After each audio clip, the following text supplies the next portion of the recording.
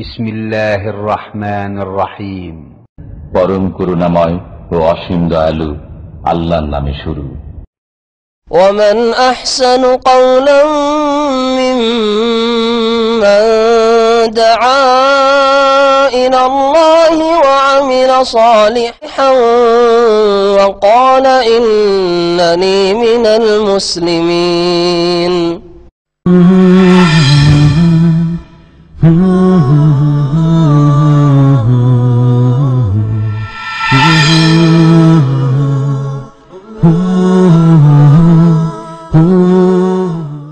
أعوذ بالله من الشيطان الرجيم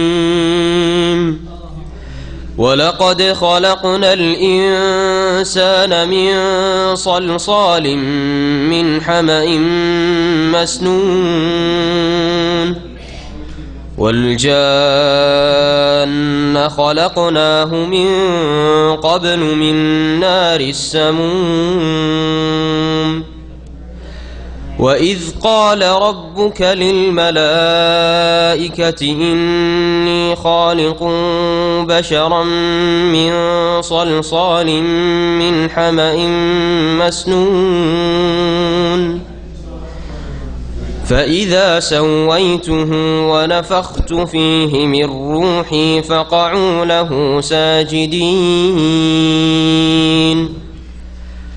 فسجد الملائكة كلهم أجمعون إلا إبليس أبى أن يكون مع الساجدين قال يا إبليس ما لك ألا تكون مع الساجدين قال لم أكن لأسجد لبشر خلقته من صلصال من حمأ مسنون السلام عليكم ورحمة الله وبركاته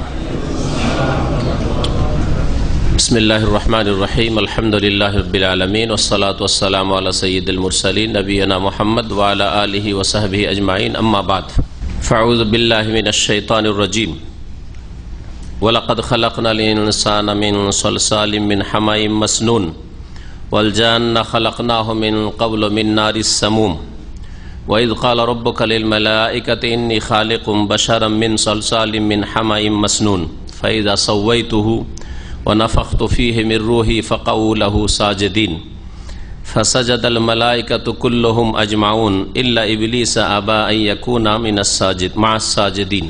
সম্মানিত শ্রোতামণ্ডলী, আল্লাহ পাক রব্বুল আলমিনের যাবতীয় প্রশংসা যে আল্লাহ পাক রব্বুল আলমিন প্রথম মানুষ আদম আলাইহিস সালামকে মাটি থেকে সৃষ্টি করেছেন। তারপরে যত মানুষ সৃষ্টি হয়েছে সমস্ত মানুষের মধ্যে এই মাটির উপাদান রয়েছে। মানুষের সৃষ্টির মূল হচ্ছে মাটি। সালাত এবং সালাম নাজিল হোক মুহাম্মদ রাসূলুল্লাহ সাল্লাল্লাহু আলাইহি সাল্লামের উপর, যাকেও আল্লাহ পাক মানুষ রসুল বলে আখ্যায়িত করেছেন।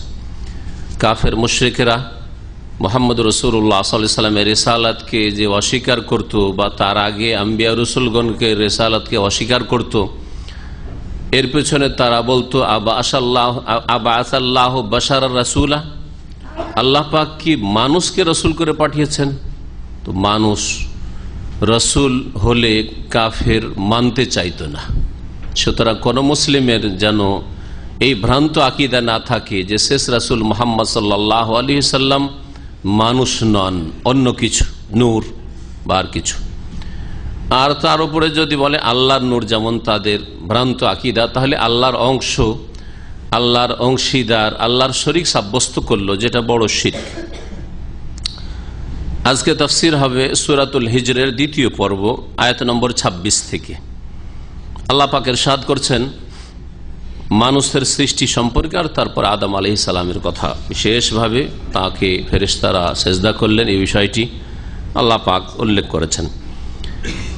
মহান আল্লাহ ইরশাদ করেছেন ওয়ালাকাদ খালাকনাল ইনসানা মিন সালসাল, নিঃসন্দেহে আমি মানুষকে সৃষ্টি করেছি, অর্থাৎ প্রথম মানুষ আদম আলাইহিস সালামকে সৃষ্টি করেছি। মিন সালসালিম মিন হামাইম মাসনুন, এই শব্দগুলির শাব্দিক অর্থ দেখে নি আর তারপরে মিলিয়ে অর্থ করি। সালসাল বলা হয় শুকনো ঠনঠনে মাটি। শুকনো মাটির কোনো বাসনপত্র তৈরি করে যদি আপনি নখ করেন তাহলে ঠন ঠন করে বাজে। হ্যাঁ, এমনকি পোড়াবার আগেই, এখন পোড়ানো হয়নি হয়তো, যে মাটির হাঁড়ি, মাটির যে খোলা ইত্যাদি তৈরি করা হয়, এগুলো আপনি দেখবেন বাজিয়ে শুকিয়ে গেলে ঠন ঠন করে আওয়াজ হয়। এই ঠন ঠনে শব্দ হয় যেই শুকনো মাটিতে, ওই মাটিকে বলা হয় সলসাল। আর হামাউন মানে হচ্ছে এমন মাটি যে মাটি কালো রঙের, দীর্ঘ সময় পড়ে থাকার জন্য কালো হয়ে যায়। দীর্ঘ সময় পানিতে পচার কারণে কি হয়ে যায়? কালো হয়, যাকে আমরা কাদা বলি। কাদা বলেন তো আপনারা? না, কাদা, কোন কোন পাক। মাসনুন বলা হয় মানে দুর্গন্ধযুক্ত। হ্যাঁ, পচা, পচাতে গন্ধ হয় তো পচা বলেন, বা দুর্গন্ধযুক্ত, যা দীর্ঘদিন পড়ে থাকার কারণে পানিতে সরে পচে যাতে দুর্গন্ধ একটা বেরোয়। কাদা থেকে একটা গন্ধ আসে না, ওই রকম কাদাকে বলা হয় হামাউন মাসনুন। কালো রং হামা, আর মাসনুন যাতে দুর্গন্ধ রয়েছে। তাহলে তরজমা অনুবাদ কি করব? টানা। আল্লাহ পাক বলছেন যে নিঃসন্দেহে আমি মানুষকে, মানে প্রথম মানুষ আদম আলাইহিস সালামকে সৃষ্টি করেছি মিন সলসালিম মিন হামাই মাসনুন, পচা কালো শুষ্ক ঠনঠনে মাটি থেকে। পচা কালো শুষ্ক ঠনঠনে মাটি থেকে, পচা কালো মাটিকে আল্লাহ পাক প্রথম নিয়েছেন।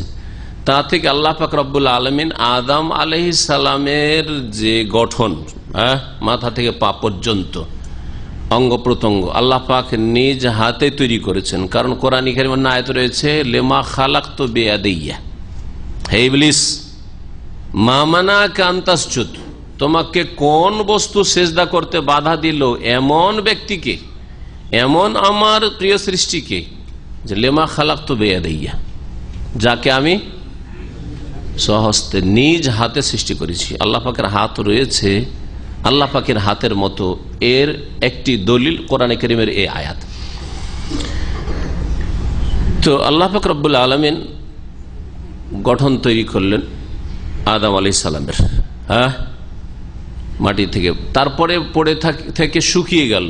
শুকিয়ে যাওয়ার পরে ঠন ঠন করে, একটু আঘাত করলে ঠন ঠন করে আওয়াজ আসতে শুরু হলো। এই অবস্থাকে এইখানে তুলে ধরা হয়েছে। কোন কোন আয়াতে একেবারে প্রথম অবস্থাকে তুলে ধরা হয়েছে কি, যখন মাটিকে পানিতেও মিশানো হয়নি সে অবস্থা। ওই মাটিকে কি বলা হয়? কে বলতে পারেন? যে মাটি শুকনো মাটি, এখনো পানিতে মিশানো হয়নি, কি বলা হয়? আরবিতে কি বলা হয়? ইন্না মাসালা ঈসা ইনদাল্লাহি কামাসালি আদম খালাকাহু মিন তুরাব। আল্লাহ পাক বলছেন ঈসা আলাইহিস সালামের উপমা দৃষ্টান্ত হচ্ছে আল্লাহ পাকের নিকটে কামাসালি আদম আলাইহিস সালামের মতো। আদম বিনা বাপ মায়ে, আর ঈসা আলাইহিস সালাম বিনা বাপে। এদিক থেকে দৃষ্টান্ত রয়েছে, সাদৃশ্যতা রয়েছে। খালাকাহু মিন তুরাব, আল্লাহ পাক আদমকে সৃষ্টি করলেন কি থেকে? তোরাব থেকে। তোরাব মানে হচ্ছে ধুলো। তোরাব মানে শুধু ধুলো, ধুলোকে তোরাব বলা হয়। তোরাব বলা হয় ধুলো মাটিকে। তো শুকনো মাটি, ওটাকে যখন পানিতে মিশানো হলো, তারপরে সেটা কাদা হলো, সেটা দীর্ঘদিন পড়ে থাকলো, পড়ে থেকে কালো হয়ে গেল। আর দীর্ঘদিন পড়ে থাকার কারণে তার পচা একটা গন্ধ আসতে শুরু হলো, তখন সেটা হলো হামাউন, হলো মাসনুন হলো। আর তারপরে যখন শরীরের গঠনটা তৈরি হলো, তখন সেটা হলো সলসল। সলসল। আর এমন ঠন ঠন করে বাজে, আল্লাহ পাক সূরা রহমানে বলছেন কাল ফাখার, খালাকাল ইনসানা মিন সালসালিন কাল ফাখার। ফাখার আবার কোন মাটিকে বলা হয়? যেই মাটিকে পোড়ানোর পরে, মাটির পাত্র বাসন প্রথম তো শুকায়, কুমাররা কি করে? রোদে শুকায়, শুকাইলে ঠন ঠন করে বাজে। আর তারপরে ওইটাকে আবার পুড়িয়ে নিলে তখন ওর নাম হয়, ওই মাটিটার নাম হয় ঠিকরে, যেটাকে ঠিকরা বলে। ঠিকরা কোনটাকে বলে? যেটা পুড়িয়ে না হয় এটা ঠিকরে, ওই যে ঠিকরে ফাক্কার বলা হয়। তো একেবারে ঠিকরের মতো পুড়িয়ে না মাটির মতো আদম আলাইহিস সালামের দেহটা হয়ে গেল। তার উপরে আল্লাহ রূহ দিয়েছেন। তাতে কোন কোন আয়াতে আল্লাহ বলছেন যে 3, ইবলিস বলছে আল্লাহ কেমন করে সিজদা করতে পারি তাকে, খালাকতানি মিন নারি ওয়া খালাকতাহু মিন তিন, আমাকে তো আগুন থেকে সৃষ্টি করেছে আর ওকে 3 থেকে সৃষ্টি করেছে। 3 মানে কি? আবার ওখানে বিশেষ একটা স্তরের কথা। মাটিকে পানিতে মিশানোর পরে যখন কাদা হয়েছে, সাধারণ কাদাকে কি বলা হয়? 3 বলা হয়। আল্লাহ পাক আদম আলাইহিস সালামের সৃষ্টির বিভিন্ন স্তর, সৃষ্টির শুরু থেকে একবারে শেষ পর্যন্ত, রূহ সঞ্চার করা পর্যন্ত আল্লাহ পাক বিভিন্ন আয়াতে উল্লেখ করেছেন। এক এক আয়াতে এক এক রকম অবস্থা আল্লাহ পাক উল্লেখ করেছেন। আল্লাহ পাক বলছেন ওয়াল জান্না খালাকনাহু, আর জিনকে আমি সৃষ্টি করেছি। জিনকে জিনও বলা হয় আর জানও বলা হয়। আর জিনকে আমি সৃষ্টি করেছি মিন কাবুল, এর পূর্বে, মানে আদম আলাইহিস সালামকে সৃষ্টি করার পূর্বে। তাহলে এই বিষয়টি আমাদের কাছে কি স্বীকৃত কোরআনে কারীমের এই আয়াত দিয়ে, যে আদমের আগে জিন জাতিকে পয়দা করা হয়েছে। আদমের আগে জিন জাতিকে পয়দা করা হয়েছে। কি থেকে পয়দা করা হয়েছে? মিন্নারিস সামুম। মিন্নারিস সামুম, সামুম মানে কি? সামুম মানে হচ্ছে ধোঁয়াবিহীন আগুন। এমন আগুন যাতে ধোঁয়া থাকে না, ধূম্রহীন, যাতে কোনো ধোঁয়া নেই। যে আগুনে ধোঁয়া নেই, শুধু আগুন আর আগুন আর আগুন। এই জন্য কেউ কেউ এর অর্থ করেছেন লেলিহান, অগ্নিশিখা। অগ্নিশিখা থেকে, অগ্নিশিখা যাতে ধোঁয়া থাকে না। তো তা থেকে আল্লাহ পাক তৈরি করেছেন সামুম। আরবি ভাষায় বলা হয় লু হাওয়াকে, যে হাওয়াতে আগুনের মতো তাপ থাকে আর যাতে মানুষ অনেকেই মারা যায়, কে সামুম বলা হয়। রিহুন সামুম, বা রিহুন মাসমুম, সুম্মুন থেকে। সুম্মুন মানে বিষ, বিষাক্ত। আল্লাহ পাক রব্বুল আলামিন তারপর ইরশাদ করে ওয়াইদ ক্বালা রাব্বুকা লিল মালায়েকা, আর স্মরণ করো ওই সময়টিকে যখন তোমার প্রতিপালক হে নবী মুহাম্মদ সাল্লাল্লাহু আলাইহি সাল্লাম ফেরেশতাগণ মালায়েকাকে বলেছিলেন ইন্নী খালিকুম বাশারাম, আমি একজন মানুষ সৃষ্টি করব, মিন সালসালিম মিন হামাইম মাসনুন, পচা কালো শুষ্ক ঠনঠনে মাটি থেকে। ফাইজা সাওয়াইতুহু, অতঃপর যখন তা আমি সুঠাম করে দেব, তার গঠন সুন্দর করে দেব, মানে মাথা থেকে পা পর্যন্ত তার গঠন আমি তৈরি করে নেব। ওয়া নাফাখতু ফীহি মির রূহি, আর তাতে আমি ফুঁকে দেব, সঞ্চার করে দেব আমার বিশেষ আত্মা। আল্লাহ পাকের রূহ মানে আল্লাহ পাকের অংশ বিশেষ নয়। এখানে আল্লাহ পাকের রূহ মানে আল্লাহ পাকের স্পেশাল রূহ। প্রথম মানব জাতি শুরু হচ্ছে, প্রথম রূহ, মানুষের প্রথম রূহ আল্লাহ পাক রব্বুল আলামিন যা সৃষ্টি করেছে। আল্লাহ পাক রব্বুল আলামিন দেহ সৃষ্টি করেছেন আর আত্মা রূহ সৃষ্টি করেছেন। তো আল্লাহ পাকের এটা সৃষ্টি রূহ।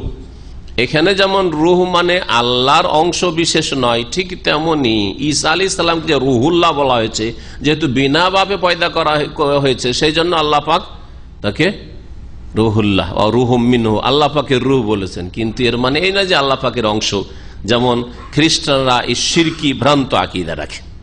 যখন আমি তাতে আমার বিশেষ আত্মা আমি সঞ্চার করে দেব, ফাকাউ লাহু সাজিদিন, তখন তাকে সেজদায় অবনত হয়ে যেও। ফাকাউ এটা আমরের সেগা, ওয়াকা ইয়াকাও বাবে ফাতাহ ইফতাহ থেকে আমরের সেগা হচ্ছে কা, কা। যেমন খাফা ইয়াখাফু থেকে ভয় করো, এর আরবি কি হবে দেখি, কে গ্রামার বুঝে? খাফ, খাফা ইয়াখাফু যেহেতু আছে, ইয়াখওয়াফু তো খাফ হবে। আজওয়াফের মাঝখানে যদি হারফে ইল্লাত থাকে এইরকম নিয়ে আসেন, যেমন খাফা খাওয়াফা ছিল ওই রকমই। আরো নিয়ে আসেন কালা, কালা থেকে কি হবে? কালা যেহেতু নাসায় না কুল, আর এখানে কি কা, কা হবে যেহেতু ওয়াকায়াক ফাতাহ ইফতাহ থেকে। তাহলে ফাকাউ কা থেকে কাউ জামা মুজাক্কার হাজিরের সিগা। তোমরা ওয়াকায়াকাও মানে পড়ে যাওয়া, অবনত হয়ে যাও, তোমরা অবনত হয়ে যেও তার উদ্দেশ্যে সেজদায় সাজেদিন। ফাসাজাদাল মালায়েকাতু কুল্লুহুম আজমাউন, আল্লাহর যখন হুকুম হলো যে সেজদা করো, আর মালায়েকাদের সাথেই চলাফেরা করত, ঊর্ধ্ব আকাশে যেত এই ইবলিসও সেই আদেশের অন্তর্ভুক্ত হইল। যেমন আমাদের এখানে ইসলামিক সেন্টারে আলোচনাতে যে কোনো লোক আসুক, যদি আমরা আলোচনা শেষে খেতে বসি, সবাই খাবে না? খাবে না? হ্যাঁ, ঠিক কিনা? আরে কেউ শুনতে আসুক আর না আসুক, কোন লোকের সাথে দেখা করতে এসছে, তারও এতে অংশ রয়েছে। হ্যাঁ, ঠিক আছে, চলে গেল। তো ওই রকমই ইবলিসকে হুকুম হলো যে ফেরেশতারা সেজদা করছে, তুমিও সেজদা করো, এদের সাথে তুমি থাকো, যদিও তুমি জিন। এর মানে কখনো এই নয় যে ইবলিস ফেরেশতা ছিল। ইবলিস ফেরেশতা ছিল না, কারণ স্পষ্ট কোরআন কারীমের আয়াত রয়েছে যে কানা মিনাল জিন্নে ফাফাসাকা আন আমরি রাব্বিহি। ইবলিস জিনের অন্তর্ভুক্ত ছিল, মালায়েকা ফেরেশতার অন্তর্ভুক্ত ছিল না। সুতরাং এরপরে কারো দ্বিমত করা এটি অবশ্যই কোরআন বিরোধী কথা। জি, কোথায় রয়েছে আয়াত, কি বলতে পারেন? হ্যাঁ, সূরাতুল কাহফে, যেটা প্রতি জুমার দিনে পড়া মুস্তাহাব। ফাসাজাদাল মালায়েকাতু কুল্লুহুম আজমাউন, সমস্ত ফেরেশতারা একসাথে একত্রিতভাবে সিজদা করলো। কুল্লুহুম আজমাউন, যাতে একটাও বাকি না থাকে। কুল্লুহুম বললে হইতো, ফাসাজাদাল মালায়েকা, সব ফেরেশতা চলে আসুন। কুল্লুহুম, এক তাগিদ, সকলে, আজমাউন, একসাথে, একেবারে বিনা কোনো বিলম্বে। হ্যাঁ, সকলে সিজদা করলো, তাকিদের উপর তাকিদ। একজন ফেরেশতা অস্বীকার করেনি, অবাধ্য হয়নি, ইল্লা ইবলিস, একমাত্র ইবলিস ছাড়া। আবার সে অস্বীকার করলো আইয়াকুনা মা'আস সাজিদিন, সেজদাকারীদের অন্তর্ভুক্ত হতে, সেজদাকারীদের দলে শামিল হতে অস্বীকার করলো, যে না, আমি সেজদা করবো না। কালা, তখন আল্লাহ পাক ইরশাদ করলেন, ইয়া ইবলিস, হে ইবলিস, মা লাকা আল্লা তাকুনা মা'আস সাজিদিন, তোমার কি হয়ে গেছে? মা লাকা মানে কি হয়ে গেছে? এই আরবি আপনি আপনার রাত দিন দৈনন্দিন কথাবার্তায় বলতে পারেন। মা লাক মানে তোমার কি হয়েছে? মাবেক, মালাক দুটি চলে। মাবেকা, তোমার কি অবস্থা, কি হয়েছে? মালাকা, তোমার কি হয়েছে? মালাকা, তোমার কি হয়েছে? আল্লাহ তাকুনা মা'আস সাজিদিন, যে সেজদাকারীদের সাথে তুমি হলে না, দলে শামিল হলে না। কালা, ইবলিস বলল, লাম আকুন লিআসজুদা লিবাশারিন খালাকতাহু মিন সালসালিম মিন হামাইম মাসনুন। লাম আকুন লিআসজুদ, আমি সেজদা করতেই পারি না। লাম আকুন লিআসজুদ, আমি সেজদাকারী হতেই পারি না। কাকে? লিবাশারিন, এমন মানুষকে সেজদাকারী হতে পারি না, এমন মানুষকে আমি সেজদা করতে পারি না। খালাকতাহু মিন সালসালিম মিন হামাইম মাসনুন, যাকে তুমি সৃষ্টি করেছো পচা কালো শুষ্ক ঠনঠনে মাটি থেকে। মাটি থেকে তৈরি করলে, আর আমি আগুন থেকে সৃষ্টি, আমি কি করে ওকে সেজদা করব? তাহলে সেজদা বাধা দিয়েছিল কিসে? কিসে বাধা দিয়েছিল? অহংকার। এই অহংকার কুফরি কিনা? তাহলে অহংকারের মাধ্যমে কুফরি হয়ে থাকে। কেউ যদি অহংকার করে, আমার মতো উচ্চশিক্ষিত মানুষ, বুদ্ধিজীবী এত বড়, আর আমি এত বড় একটা বৈজ্ঞানিক, হ্যাঁ, সায়েন্টিস্ট, আমি আবার সেজদা করে নামাজ পড়বো, তাও আবার জামাতে গিয়ে, না, এটা হইতে পারে না। যদি এ কথা মনের ভিতরে থাকে, তাহলে সে মুসলিম না, সে ইবলিসের মতো কুফরি করল। এটাকে বলা হয় কুফরুল ইস্তিকবার, অহংকার বশত কুফরি। আল্লাহ পাকের সব বিধান অস্বীকার করেনি, শুধু একটা কথা মানতে পারি না। এই জন্য মানব জাতিকে গোমরাহ করার জন্য যে ছাড়গুলি আল্লাহর কাছে চাইছে, দরখাস্ত করছে, এই বিশ্বাস রেখে যে আল্লাহ ছাড়া কেউ দিতে পারে না। তাহলে কবর মাজার পূজা যারা মনে করে ছেলে দিতে পারে মাজারওয়ালা, জিলানি চিস্তি, রোগ ভালো করতে পারে জিলানি চিস্তি, হ্যাঁ, পীর ওলি মুর্শিদ, তাদের চাইতে ভালো ইবলিস ছিল, ঠিক কিনা? ইবলিস এই কথা তখনও মনে করেনি, আর এখনো মনে করে না যে আল্লাহ ছাড়া কেউ ছেলে দিতে পারে, রোগ ভালো করতে পারে, বালা মুসিবত দূর করতে পারে, মানুষ কামনা পূরণ করতে পারে। এই কথা কোনো জায়গায় প্রমাণ নেই। আচ্ছা, কোনো জায়গায় কেউ যদি প্রমাণ করতে পারে তো আমি মেনে নেব, ভুল স্বীকার করবো, কোথাও নেই। তার মধ্যে ছিল অহংকারের কুফরি।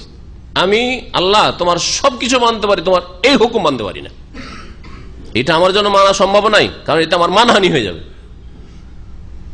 তাহলে এইরকম যদি রোগ কোনো মানুষের মধ্যে থাকে, ইসলামে সব মেনে নিতে পারি কিন্তু এটা মানতে পারি না, তাহলে সে মুরতাদ হয়ে যাবে, ইসলাম থেকে বেরিয়ে যাবে, ইবলিসের দলে শামিল হয়ে যাবে।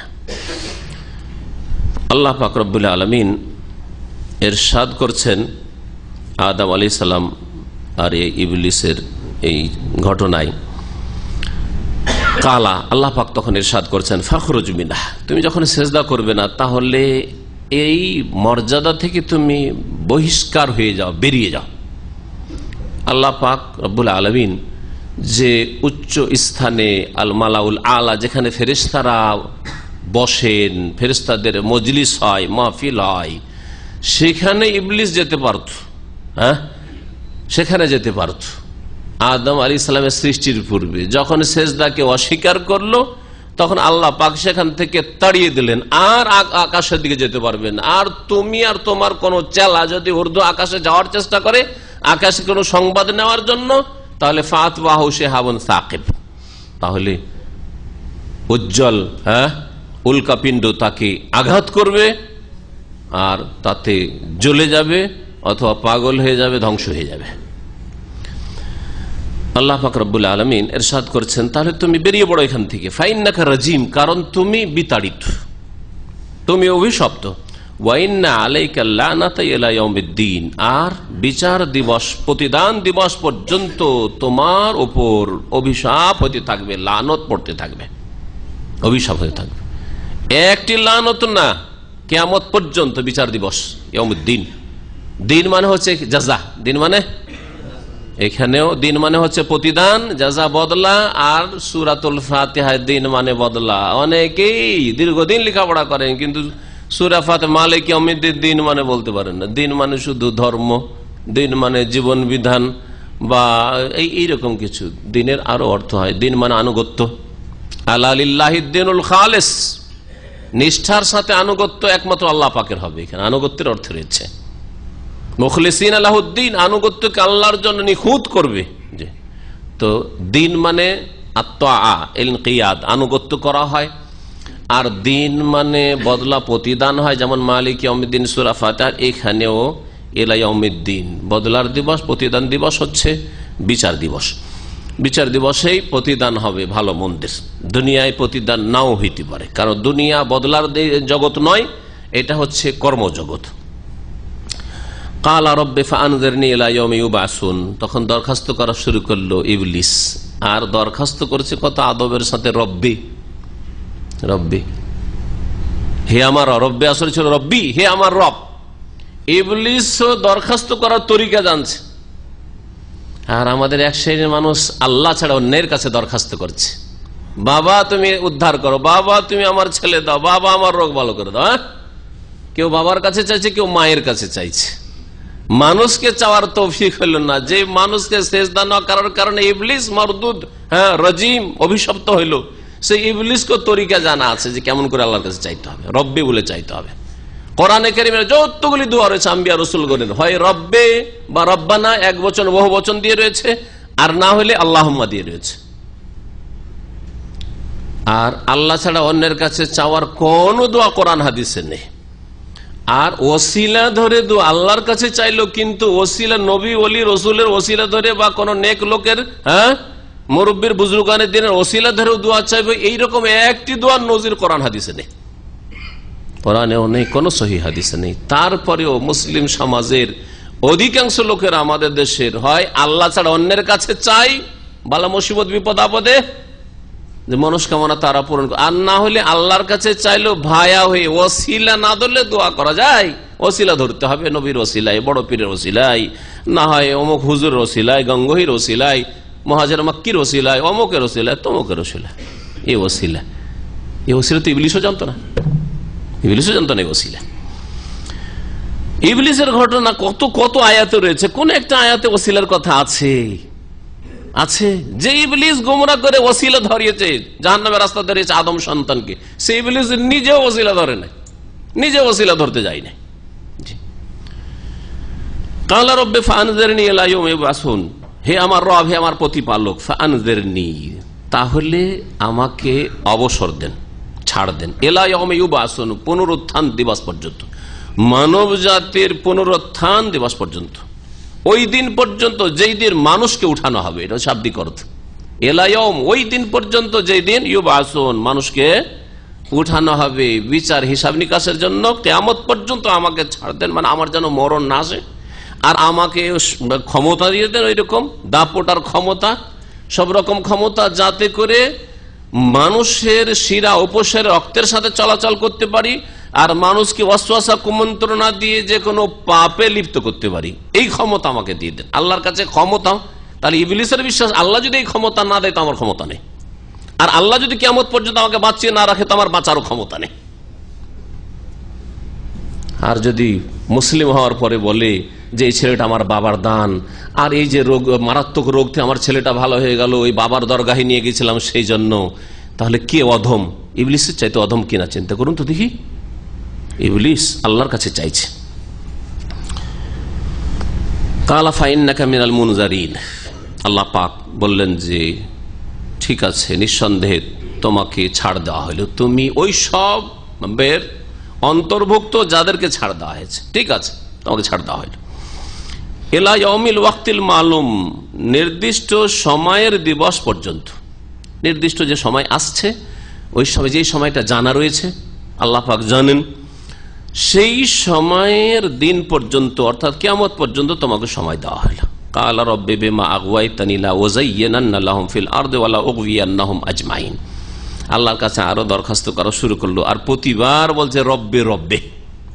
কালা ইবলিস বলল, রব্বে, হে আমার প্রতিপালক, বিমা আগওয়াইতানি, যেহেতু আমাকে তুমি পথভ্রষ্ট করেই দিলে, আগওয়াইতানি মানে আদলালতানি, আমাকে যখন গুমরাহ করেই দিলে, জাহান্নামের পথে লাগিয়ে দিলে, লা উযায়্যিনান্না লাহুম ফিল আরদ, তাহলে পৃথিবীতে আমি মানব জাতির জন্য সুশোভিত করে পেশ করব, সুসজ্জিত করে পেশ করব সমস্ত মন্দ কাজকে। আমাকে এই ক্ষমতা দাও যে তাদের মনে শিরা অপসরায় চলে, তাদের মনে যাতে করে আমি পাপকে সাজিয়ে সাজিয়ে পেশ করতে পারি। যারে তুই একটা স্ত্রী নিয়েই থাকবি সারা জীবনটা, কার 50টা আছে, কার 100টা আছে, কে কত কি করে, তোর 2-3টাও থাকবে না। জি হ্যাঁ, ধন সম্পদকে এমন সাজিয়ে সাজিয়ে পেশ করবে যে তুই হালাল কামায়ে 500 বছর বয়স পাইলেও তো কিছু করতে পারবি না, সুতরাং কিছু হারাম কর, রাতারাতি বড় লোক হয়ে যাবি। জি হ্যাঁ, এইভাবে প্রতিটি ক্ষেত্রে শয়তান সাজিয়ে সাজিয়ে, গুনাহকে কখন ভয়ঙ্কর রূপে পেশ করে না শয়তান, গুনাহকে সাজিয়ে সাজিয়ে পেশ করে যাতে সাদরে গ্রহণ করে মানুষ। যারা খুন করে মনে করে যে আমি বেঁচে থাকবো, ওকে মেরে দেবো, আমি খুব ভোগ করব। হ্যাঁ, যারা বেঈমানি করে মনে করে যে বেঈমানি করে ওর জমি আমি ভোগ করবো, ওকে ভোগ করতে দেবো না, ঠিক কিনা? তাহলে শয়তান সাজিয়ে সাজিয়ে পেশ করে। হতে পারে সেই ভোগ করতে পেল না, যাকে মারতে চেয়েছিল মারতে পারে নিজেই মারা গেল, হ্যাঁ, অথবা ওকেও মারলো সেও মারা গেল, কেউ ভোগ করতে পেল না, আর কেউ ভোগ করছে। কিন্তু শয়তান সাজিয়ে পেশ করেছে, সব সময় মনে মগজে বসে আছে যে আমি দীর্ঘদিন থাকবো আর এদেরকে রাখবো না, আমি খুব সুখে থাকবো আর এদেরকে শেষ করব। জি, জালেম এই কথাই চিন্তা করে, সব কথা শয়তান সাজিয়ে সাজিয়ে পেশ করলা। ওয়াযায়্যিনান্না লাহুম ফিল আরদ, পৃথিবীতে এই মানব জাতির জন্য আমি অবশ্যই অবশ্যই সুসজ্জিত করে পাপগুলিকে পেশ করব। ওয়ালা উগওয়িয়ান্নাহুম আজমাইন, আর এদের সমস্তকে আমি পথভ্রষ্ট করব। যখন আমি গুমরা পথভ্রষ্ট হয়ে গেলাম তো ওদের সমস্তকে কি করব? পথভ্রষ্ট করে দেব, জাহান্নামের পথে নিয়ে যাব। ইল্লা ইবাদাকা মিনহুমুল মুখলাসিন, শয়তানও ভালো করে জানে যে কাকে পারবো না, শয়তানও ভালো করে জানে যে কাকে পারবো না। কাকে পারবো না বলছে? ইল্লা, হ্যাঁ একমাত্র, হে আল্লাহ তোমার ওই সব বান্দাদেরকে, তাদের মধ্য থেকে মানে আদম সন্তান থেকে যারা হচ্ছে আল মুখলাসিন, মুখলাসিন নিষ্ঠাবান।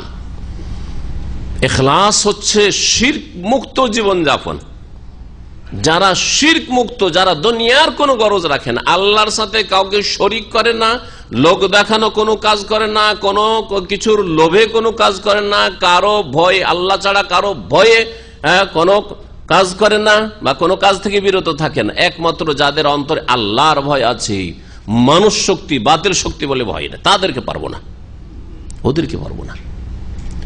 তাহলে ইখলাস হচ্ছে মানুষের ইবাদত বন্দেগী, দ্বীন ইসলামের আমলের আত্মা স্বরূপ, রূহ স্বরূপ। শরীরের কোনো মূল্য নেই যদি আত্মা না থাকে, যতই বড় মানুষ হন না কেন, কোনো মূল্য নেই। যত তাড়াতাড়ি দাফন করা সম্ভব দাফন করবে, যত বেশি আপনাকে ভালোবাসে তত তাড়াতাড়ি করবে যে না তাকে দাফন করা হোক। আর যারা আপনাকে ভালোবাসে না, ও দাফন করা হোক আর নাই হোক, তাতে আমাদের কি, ঠিক না? তাহলে যারা বেশি ভালোবাসে তারাই তাড়াতাড়ি দাফন করতে চাইবে আপনাকে, কারণ আপনার শরীরের কোনো মূল্য নেই যে শরীরে এত যত্ন করছেন। যে শরীরকে হারাম খাওয়ানোর জন্য, শরীরের চাহিদা পূরণ করার জন্য জেনা আর টাকা পয়সা, বেঈমানি, আত্মসাৎ আর হারাম ব্যবসা বাণিজ্য আর সুদ আর ঘুষ, রুহের তো কোনো কাজে আসলো না। এগুলো যত পাপ করে শরীরকে আরাম দিচ্ছেন, এগুলিতে শরীরের চাহিদা পূরণ হয়, আত্মার তো একটিও চাহিদা পূরণ হয় না। ইখলাস হচ্ছে দ্বীন ইসলামের যত আমল রয়েছে সমস্ত আমলের রূহ, আত্মা স্বরূপ। যাদের মধ্যে ইখলাস রয়েছে, ইখলাসের সাথে তাহলে আকীদায় ইখলাস রয়েছে, ইবাদতে ইখলাস রয়েছে, আখলাক আমলে চলাফেরাতে ইখলাস রয়েছে। আমি আপনার সাথে ভালো ব্যবহার করি, সালাম দিয়ে হাসি মুখে কথা বলি, আপনাকে খুশি করার জন্য না, আল্লাহকে খুশি করার জন্য। আপনার আমি উপকার করি, আপনার কাছে কিছু পাবো এই জন্য নয়, আল্লাহ পাকের কাছে পাওয়ার জন্য। আমি আপনার সাহায্য করি, আপনাকে ধার খরচ দিই, কিসের জন্য? আল্লাহ পাকের সন্তুষ্টির জন্য। ইন্নামা নুতইমুকুম লিওয়াজহিল্লাহ লা নুরিদু মিনকুম জাযাআন ওয়ালা শুকুরা। আল্লাহ পাক এই কথা শিখিয়েছেন, আল্লাহর সন্তুষ্টির জন্য আমরা কাউকে খেতে দিই। লা নুরিদু মিনকুম, যাদেরকে খেতে দিই তাদের কাছে কোনো বদলাও চাই না, আর কোনো শুকরিয়া কৃতজ্ঞতাও আশা রাখি না। ইখলাস জরুরি, আপনার কাজ যাতে ইখলাস থাকে। আপনি দ্বীনের দাওয়াতের কাজ করছেন, দুনিয়ার কোনো গরজ যেন না থাকে, ইখলাস থাকে। আল্লাহ পাক রব্বুল আলামিন আমাদের সকলকে সংশোধন করার তৌফিক দান করেন, ইখলাস নিজের অন্তরে মজবুত করার তৌফিক যেন দান করেন। যার মধ্যে ইখলাস নেই সে যে কোনো শিরকে লিপ্ত হইতে পারে। কবর মাজার পূজার শিরকে যদি লিপ্ত না হয় তো দুনিয়াদারির শিরকে লিপ্ত হয়ে যাবে, দুনিয়াদারির শিরকে লিপ্ত হয়ে যাবে, দুনিয়ার লোভ লালসায় লিপ্ত হয়ে যাবে। কারো ভয়ে কথা বললো, কারো ভয়ে বলবে, অথবা কারো কাছে কোনো আশা নিয়ে কথা বলবে। কাল হাযা সিরাতুন আলাইয়া মুস্তাকিম। আল্লাহ পাক রব্বুল আলামিন আরো বললেন যে হাযা সিরাতুন আলাইয়া মুস্তাকিম, আসলে ছিল হাযা সিরাতুন মুস্তাকিম আলাইয়া, এই হচ্ছে সরল পথ আমার পর্যন্ত পৌঁছার। আল্লাহ বলছে এটাই হচ্ছে ইখলাস, ইখলাসের দিকে ইঙ্গিত করে আল্লাহ বলছেন। হাযা মানে এই যে ইখলাসের কথা বললাম, নিষ্ঠাবানদের কথা, মুখলাসিন, এদেরকে শয়তান বলছে, শয়তান পারবে না বললো, ইল্লা ইবাদাকা মিনহুল মুখলাসিন, শয়তানের ভাষা। শয়তান জানছে যে আমি মুখলেসদেরকে পারবো না, যারা নিষ্ঠার সাথে আল্লাহর দ্বীনকে ধরে আছে, খুলুসিয়াতের সাথে, তাদের ঈমান ইসলামে আমলে কোনো ভেজাল নেই, দুনিয়ার কোনো গরজ স্বার্থ নেই, তাদেরকে আমি পারবো না। ইখলাস নিষ্ঠা যদি থাকে তাহলে যে কোনো পাপ থেকে আপনি বেঁচে থাকবেন, যে কোনো অন্যায় থেকে আপনি বেঁচে থাকবেন, কারণ আল্লাহর জন্য ইখলাস, আল্লাহর জন্য আমি করছি, আল্লাহর জন্য আমি জিনা থেকে বেঁচে আছি, আল্লাহর জন্য আমি প্রেম করা থেকে বেঁচে আছি, আল্লাহর জন্য আমি দুনিয়ার ভোগবিলাস থেকে বেঁচে আছি, আল্লাহর জন্য হারাম পথ থেকে বেঁচে আছি, আল্লাহর জন্য চুরি থেকে বেঁচে আছি। এই নয় যে লোকে কি বলবে না বলবে, লোক থাকার নাই থাকার, লোক আছে না আছে আমি খেয়ালই করি না। এ হচ্ছে ইখলাস। ইখলাস কোরআন হাদিসে ইখলাসের কথা খুব বেশি বেশি উল্লেখ করা হয়েছে। কালেমা লা ইলাহা ইল্লাল্লাহ পড়ার ক্ষেত্রেও তারাই জান্নাতি হবে লা ইলাহা ইল্লাল্লাহ পড়ে, যারা খালিস মিন কলবিহি। নবী করিম সাল্লাল্লাহু আলাইহি ওয়াসাল্লাম হাদিসে এই শর্তটি লাগানো হয়েছে, খুলুসিয়াতের সাথে, অন্তরের নিষ্ঠার সাথে যদি কালেমা তাইয়্যিবার শাহাদাত দেয়, আর অন্তরের খুলুসিয়াতের সাথে কোনো ভেজাল নেই, এই কালেমা পড়াই, এই খুলুসিয়াতের সাথে যদি লা ইলাহা ইল্লাল্লাহ শাহাদাত দেয়, তাহলে আবার বেনামাজি হইতে পারে, এক রাকাত নামাজ ছুটতে পারে, ফরজ ছাড়তে পারে, কাবিরা গুনাহ করতে পারে, আর ভুল হয়ে গেলে আবার বিনা তওবায় 1 মিনিট পার করতে পারে। অসম্ভব কথা, অসম্ভব কথা। আর যারা এইরকম চরিত্রের হবে তাদের জন্য তো জান্নাত রয়েছে। ভুল করে না, আর ভুল হয়ে গেলে বিলম্ব করে না, তওবা করে, তাদের জন্য তো জান্নাত রয়েছে। আল্লাহ পাক রব্বুল আলামিন বলছেন যে তাআলা, আল্লাহ বলছেন হাযা সিরাতুন আলাইয়া মুস্তাকিম। আলাইয়া মানে ইলাইয়া, আসলে এখানে এটি হচ্ছে সরল পথ আমার পর্যন্ত পৌঁছা। আল্লাহ পর্যন্ত যদি পৌঁছিতে চাও, আল্লাহর সন্তুষ্টি পেতে চাও, আল্লাহর জান্নাতে পৌঁছিতে চাও, তাহলে ইখলাস সৃষ্টি করতে হবে নিজের অন্তরে, ইবাদতে, আকীদায়, আমলে, আখলাকে। ইন্না ইবাদি লাইসা লাকা আলাইহিম সুলতান। তারপর আল্লাহ ঘোষণা করছেন, শুনে রাখো ইবলিস, আমার যে বিশেষ বান্দা রয়েছে, যারা নিষ্ঠাবান বান্দা রয়েছে, তাদের ওপর তোমার কোনো আধিপত্য নেই। লাইসা লাকা আলাইহিম সুলতান, সুলতান মানে আধিপত্য, কোনো দাপট চলবে না, কোনো আধিপত্য নেই, কোনো কর্তৃত্ব চলবে না। তুমি তাদের উপর নেতৃত্ব দেবে আর তাদের অন্তরে ঢুকে তাদেরকে গোমরাহ করবে, এটা করতে পারবে না। ইল্লা মানিত্তাবাকা মিনাল গাওয়িন, তবে ওই সব লোকদের ওপর তোমার দাপট চলবে যারা তোমার অনুসরণ করবে মিনাল গাওয়িন, গুমরাহ পথভ্রষ্টদের মধ্য থেকে। আদম সন্তানের মধ্যে যারা পথভ্রষ্ট হয়ে ইবলিসের অনুসারী ভক্ত হবে তাদেরকে শয়তান গুমরাহ করতে পারে, তাদের ওপর আধিপত্য কায়েম হবে শয়তানের। ওয়া ইন্না জাহান্নামা লামাউইদুহুম আজমাইন, আর শুনে রাখো নিঃসন্দেহে জাহান্নাম হচ্ছে তাদের সকলের প্রতিশ্রুত স্থল। মাউইদ ইসম জারফের সিগা। জাহান্নাম হচ্ছে যারা ইবলিসের অনুসারী আকীদার ক্ষেত্রে, ইবাদতের ক্ষেত্রে, হালাল হারামের ক্ষেত্রে, যারা ইবলিসের অনুসরণ করলো, আল্লাহ পাকের নাজিলকৃত বিধানের অনুসরণ করলো না, মানব রচিত বিধানের অনুসরণ করলো, প্রবৃত্তির অনুসরণ করলো, ইত্তেবাউল হাওয়া, মনের পূজা করলো, আল্লাহ পাকের কোরআন হাদিস যে ওহী আল্লাহ নাজিল করেছেন তার অনুসরণ করলো না, তাদের জন্য জাহান্নাম হচ্ছে প্রতিশ্রুত স্থল। জাহান্নামের ওয়াদা করা হয়েছে, তাদের আবাসস্থান হচ্ছে জাহান্নাম। লাহা সাবআতু আবওয়াব, এই জাহান্নামের 7টি দরজা রয়েছে, 7টি গেট রয়েছে আল্লাহ বলছেন। একদল তাফসীরকাররা বলছেন যে জাহান্নামেরও 7টি দরজা রয়েছে, আর একদল তাফসীরকার বলছেন জাহান্নামের দরজা বলতে এখানে দারাকাত বোঝানো হয়েছে। হ্যাঁ, দরজা বলতে, আবওয়াব বলতে কি বোঝানো হয়েছে? স্তর বোঝানো হয়েছে।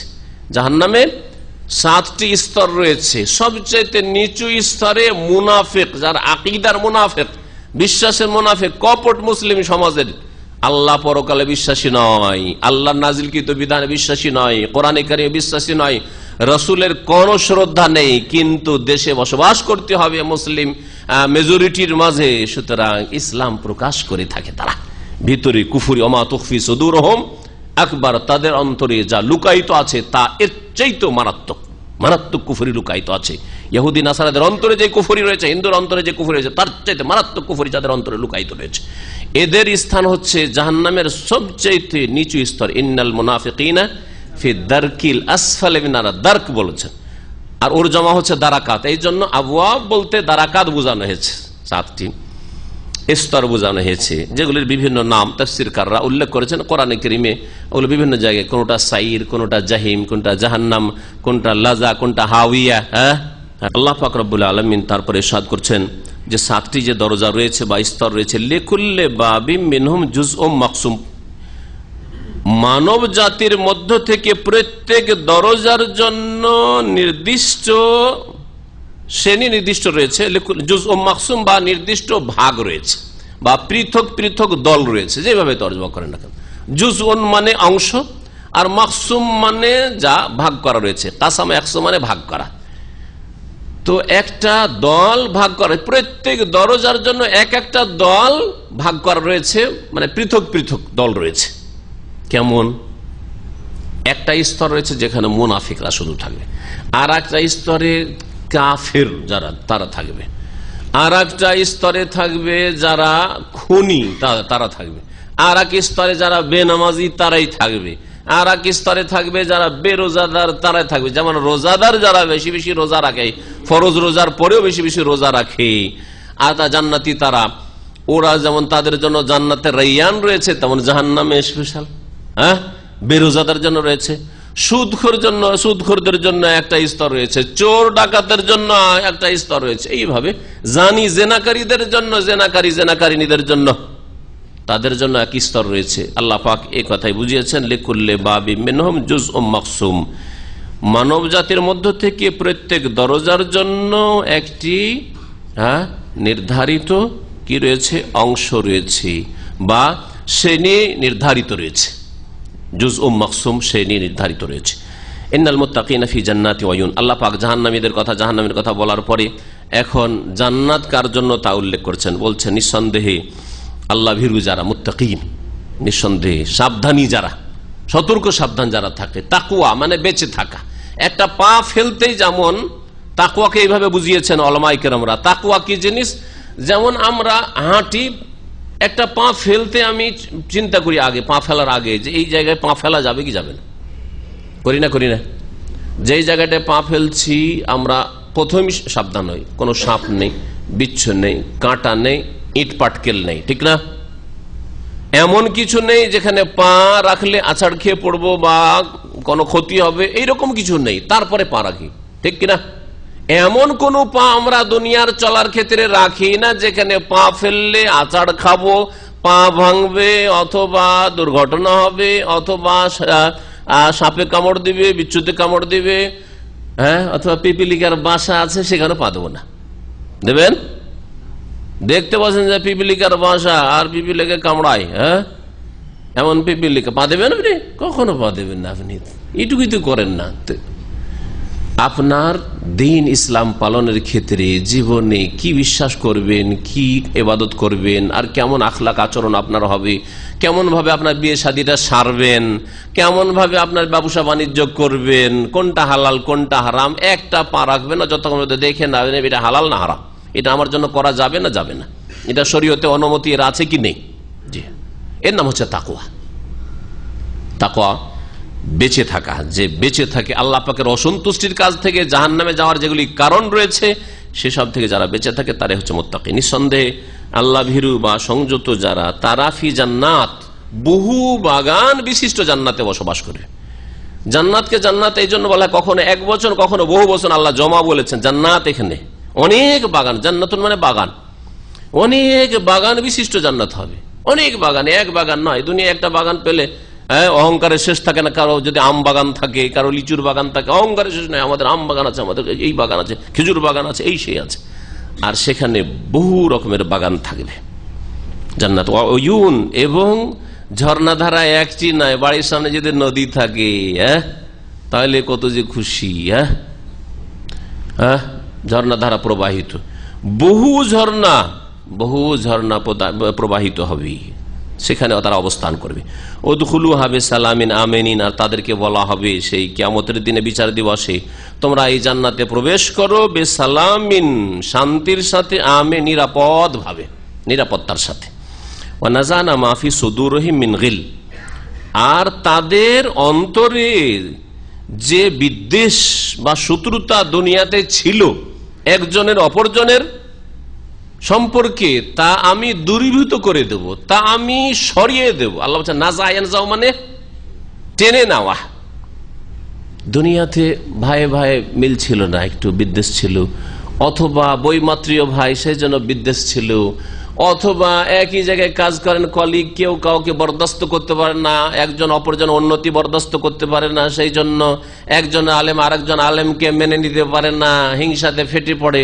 এইসব দুনিয়াতে হিংসা বিদ্বেষ শত্রুতা থাকবে, কিন্তু জান্নাতে গেলে দুনিয়া এগুলি কাফারা হয়ে যাবে। দুনিয়াতে হয় কাফারা হবে বিভিন্ন রকমের বালা মুসিবত দিয়ে, না হলে কবরের আযাব দিয়ে আল্লাহ মাফ করবেন, না হলে হাসরের মাঠে শাস্তি পেয়ে মাফ হবে, আর না হলে কিছুদিন যদি হিংসা ভরপুর থাকে, বিদ্বেষ আর শত্রুতা মুসলিমের বিরুদ্ধে ভরপুর থাকে, তাহলে কবরের আযাব দিয়েও তার মাফ হলো না, দুনিয়ার বালা মুসিবত দিয়েও মাফ হলো না, হাসর মাঠের ত্রাহি ত্রাহি অবস্থার ঘামে হাবুডুবু করেও মাফ হলো না, জাহান্নামে কিছুদিন যাবে। কিন্তু মুমিন মুসলিম, 5 ওয়াক্ত সালাত আদায়কারী আর শিরক মুক্ত মুমিন মুসলিম, হিংসা বিদ্বেষ শত্রুতা যদি থাকে, মনোমালিন্য থাকে, চিরকাল জাহান্নামে থাকবে না।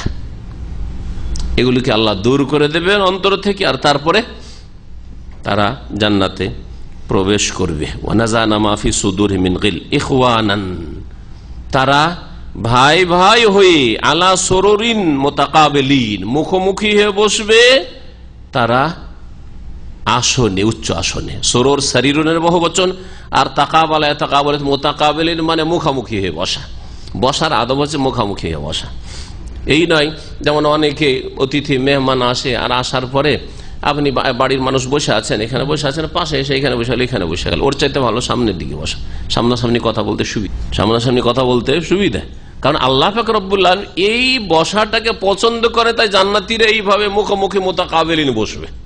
আর এই দৃশ্য সুবহানাল্লাহ জুমা মসজিদে, বাজার গলির জুমা মসজিদের বাইরে দেখবেন।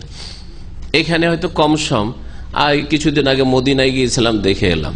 মদিনায় জুমার আগে থেকে একটু গিয়ে দেখি সুবহানাল্লাহ, লোকজন গিয়ে খুতবা চলছে। খুতবা চলা অবস্থা আমি দেখিনি, কারণ খুতবার আগে ঢুকে পড়েছি, কিন্তু লোকেরা বললো, মদিনার যেসব ভাইরা ছিল আমার সাথে, বলছে যে খুতবা চলে, তারপর ওদের গল্প চলতে আছে। কারণ বিভিন্ন ক্যাম্প থেকে এসছে, বিভিন্ন ওই মাজরা ফার্ম থেকে এসছে, সাদিক বন্ধুর সাথে দেশির সাথে দেখা সাক্ষাৎ করবে। বাংলাদেশি এক জায়গায় হয়েছে, ইন্ডিয়ান এক জায়গায় হয়েছে, কেরালা এক জায়গায় হয়েছে, তামিল এক জায়গায় হয়েছে, ইউপি ওয়ালা নেপালি এক জায়গায় হয়েছে। আর যেমন এই শিকো এরিয়াকে করেছে, যেমন মসজিদের আশেপাশে এই করে।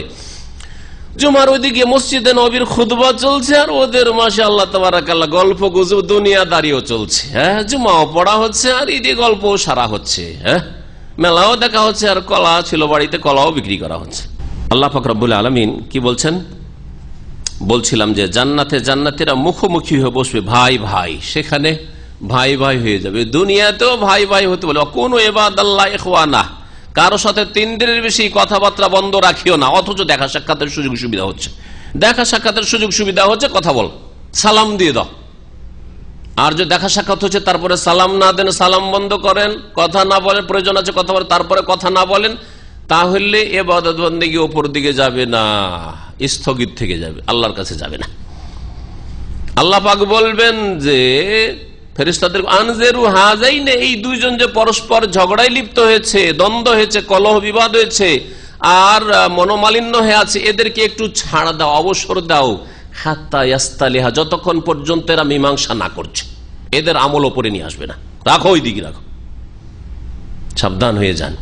দুনিয়ায় যদি অন্তরকে সাফ করে ভাই ভাই হয়ে যেতে পারেন, তাহলে জান্নাতে ভাই ভাই হওয়া খুব সহজ।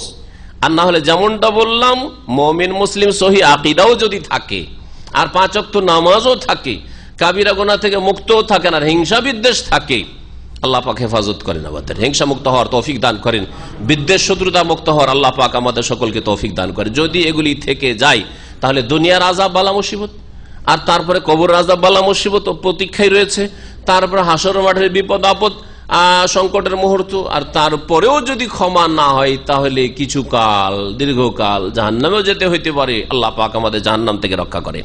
আল্লাহ পাক রব্বুল আলামিন ইরশাদ করছেন যে লা ইয়ামাসসুহুম ফিহা নাসাব, এই জান্নাতীদেরকে কোনো কষ্ট ক্লেশ স্পর্শ করবে না। লা ইয়ামাসসুহুম ফিহা নাসাব, জান্নাতে তাদেরকে কোনো কষ্ট ক্লেশ স্পর্শ করবে না, কোনো কষ্ট নেই, দুঃখ নেই, বিপদ আপদ নেই সেখানে। ওমা হুম মিনহা বিমুখরাজিন, আর সেখান থেকে তাদেরকে বহিষ্কৃত করা হবে না। কারণ জান্নাতে যতদিন থাকেন খুব সুখে থাকেন, কিন্তু বের হয়ে যেতে হবে কোনো একদিন, এই আশঙ্কা থাকলে মানসিক একটা অশান্তি। যেমন একামালাদের অবস্থা, হ্যাঁ, একামা রিনওয়াল করতে গিয়ে রিনওয়াল হবেই কি হবে না, হবেই কি হবে না, একটা পালপিটেশন থাকেই, তাই কিনা? যদি থাকার ইচ্ছা থাকে, আর থাকার ইচ্ছা না থাকে তাহলে তো আলহামদুলিল্লাহ। কিন্তু যদি স্থায়ী হয়ে যান তাহলে আলাদাই, মানসিক দিক থেকে আপনি একটা টেনশন মুক্ত। তারপর আর একটা টেনশন, মতের টেনশন। ঠিক আছে, নাগরিকত্ব পেয়ে গেছে, বাঁচবো কয়দিন আর ভোগ করবো কতদিন? হ্যাঁ, বাড়ি ঘর তো তৈরি করলে এত সুন্দর করে কতদিন বসবাস করতে পারবো, আর এক টেনশন, তাই না? টেনশন মুক্ত দুনিয়াতে হইতে পারবেন না আপনি, যতই আপনি সুখের জীবন তৈরি করে নেন। হ্যাঁ, এবার ইলেকশনে জিতে গেছি, থাকবেন কতদিন? 5 বছর। 5 বছরই যে টিকাতে পারবো কিনা তাই বাকি জানে। 5 বছরের মধ্যে এমন কোন দুর্ঘটনা তো সামনে আসবে না যে আমি মরে যাব, আছে না? নেই। তাহলে অশান্তির দিক আছে, অশান্তি আছে। কোন মানুষ পৃথিবীতে অশান্তি মুক্ত নেই, টেনশন মুক্ত নেই, একমাত্র জান্নাতে। 90 এবাদি। তারপর আল্লাহ পাক রব্বুল আলামিন মানুষের, মুসলিমের 2টো ডানার কথা উল্লেখ করেছেন। 2টো ডানা, একটা হচ্ছে আল্লাহর ভয় ভীতিও থাকতে হবে, এটা একটা ডানা। আর আরেকটা হচ্ছে আল্লাহর কাছে তার রহমতের আশা আকাঙ্ক্ষাও রাখতে হবে। আশা আকাঙ্ক্ষা কাজ করার পরে, আমল করার পরে রাখতে হবে। আর আমল করার পরে কবুল হইল কি হইল না, আল্লাহ পাক সাদরে গ্রহণ করলেন কি করলেন, এই ভয় ভীতিও থাকতে হবে। আমল করে আবার আত্মগর্বে গর্বিত হইলে হবে না। আমল করার পরে অহংকারে ফেটে পড়লে হবে না যে আমার মতো আমলকারী আছে কি, 5 ওয়াক্ত নামাজ তো পড়ছি, তাহাজ্জুদও পড়ছি, এলেম শিখছি, দিনের দাওয়াত দিচ্ছি, আর কি আমার মতো আছে বাকি আমল করনেওয়ালা, তাহলে হবে না। দুটোই থাকতে হবে। ভয় করতে হবে, কোন জায়গায় যদি গোনাহ হয়ে যায় আল্লাহর আযাবকে ভয় করতে হবে, এটা একটা ডানা। সবসময় আল্লাহর আযাবকে ভয় করবেন। কোন গুনার ক্ষেত্রে আল্লাহ পাকড়াও করে নিতে পারেন, সাগীরা হোক আর কাবীরা হোক, যে কোনো গুনার ক্ষেত্রে আল্লাহ পাকড়াও করে নিতে পারেন। আর আল্লাহর কাছে তার রহমতেরও আশা রাখতে হবে। কারণ এত ভয় বেড়ে গেছে যে আল্লাহ রে, জীবনে এত নামাজ ছেড়েছি, বা আমার দ্বারা এইরকম জেনা হয়ে গেছে, আমার দ্বারা এইরকমের বেঈমানি হয়ে গেছে, চুরি করে কারো ফল পেড়ে খেয়েছি, চুরি করেছি, আল্লাহ কি এত জুলুম মাফ করবেন? কোনদিন মাফ করবেন না। যদি এই কথা মগজে বসে যায় তাহলে ভুল পথে মাফই যখন হবে না, তাহলে আর ঘুরে লাভটা কি? এদিকে ফিরে এসে লাভটাই কি? আর পাপ বন্ধ করে লাভটা কি? যা করছিলাম করতেই থাকি, ওই জাহান্নামের রাস্তায় চলতে থাকবেন। এই জন্য যারা আল্লাহর রহমত থেকে নিরাশ হয়ে যায় তারা সাধারণত তওবার তৌফিক পায় না। কিন্তু যারা আল্লাহ রহমতের আশা রাখবে, এখনো মরিনি, বেঁচে আছি, সুতরাং তওবার দরজা আমার সামনে খোলা আছে, জানি না কখন মওত চলে আসে, এখনই তওবা করে নি, আলহামদুলিল্লাহ, আল্লাহ পাক তুমি মাফ করে দাও। খালেসান তওবা মানে শুধু মন্ত্র পাঠ করা নয়, আর আমি গুনাহ করব না, পাপের ওপর আমি অনুতপ্ত লজ্জিত হচ্ছি, আল্লাহ তোমার সাথে প্রতিশ্রুতি করছি, গুনাহ বন্ধ করে দিলাম, আর গুনাহ হবে না, নামাজ ধরলাম তো ধরলাম, জামাত ধরলাম তো ধরলাম, আর ছাড়বো না। গুনাহ স্টপ করেন, অনুতপ্ত হন, আগামীর জন্য প্রতিজ্ঞা করেন যে আর এই গুনাহ আমার দ্বারা হবে না। আর মানুষের হক নষ্ট করে থাকলে সে হক পৌঁছে দেওয়ার হলে পৌঁছে দেন, আর না হলে পরিশোধ করা হলে পরিশোধ করেন, আর না হলে মাফ নিয়ে নেন, তাহলে আল্লাহ মাফ করে দেবেন। আল্লাহ পাক বলছেন, নব্বে ইবাদি, আমার বান্দাদেরকে জানিয়ে দাও, সংবাদ দিয়ে দাও, আন্নী আনাল গফুর রহিম, যে নিঃসন্দেহে আমি হচ্ছি বড়ই মার্জনাকারী, চরম ক্ষমাশীল, আর রহিম এবং পরম দয়াবান। ওয়া আন্না আযাবি হুয়াল আযাবুল আলীম, আর এই কথাও জানিয়ে দাও যে আমার শাস্তি হচ্ছে হুয়াল আযাবুল আলীম, বড়ই বেদনাদায়ক শাস্তি, বড়ই মর্মান্তিক শাস্তি। আল আযাবুল আলীম, বড়ই কঠোর শাস্তি আমার রয়েছে। দুটোই আমার রয়েছে, আমার যেমন মাগফিরাত রয়েছে, যারা আমার কাছে মাগফিরাত মার্জনা চাইবে তার জন্য আমার ক্ষমা রয়েছে, আর যারা আমার কাছে দয়া রহমত চাইবে তার জন্য রহমত রয়েছে। যারা পাপ করবে আর পাপের পথে চলতে থাকবে, গুনার উপর গুনাহ হতে আছে, তাদেরকে জানিয়ে দাও যে আমার আযাবও বড়ই শক্ত রয়েছে। ইন্না বাতশা রাব্বিকা লাশাদীদ।